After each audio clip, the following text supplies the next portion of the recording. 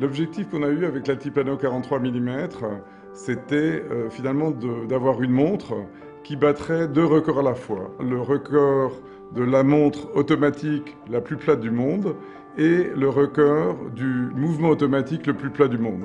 Et c'est ces records aujourd'hui qui sont battus, puisque la montre a une épaisseur de 5,25 mm et le mouvement a une épaisseur de 2,35 mm. Quand on annonce un double record, il faut être sûr que ça en soit un. Donc il a fallu qu'on se repose la question et qu'on se dise mais comment est-ce qu'on va la construire pour qu'elle puisse rentrer dans l'objectif qui nous est donné. Là, il s'agissait de travailler dans un volume qui est évidemment extrêmement petit. Donc aujourd'hui, vous avez beaucoup d'éléments du mouvement dont l'épaisseur est inférieure à l'épaisseur d'un cheveu. Pour obtenir la montre la plus plate du monde, eh bien, il fallait vraiment optimiser toutes les interfaces entre le mouvement et l'habillage. C'est là où on se rend compte que, d'une certaine façon, la contrainte technique rejoint l'esthétique.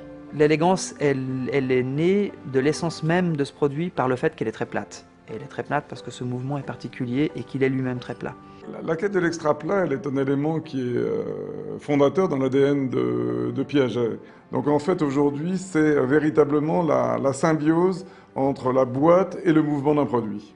Toutes les connaissances, l'expérience que Piaget a un petit peu dans son ADN sur l'extra plat, elle a été directement mise à contribution sur ce projet-là. Et c'est parce qu'il y a ce passif, cet historique-là, que ce projet a été possible.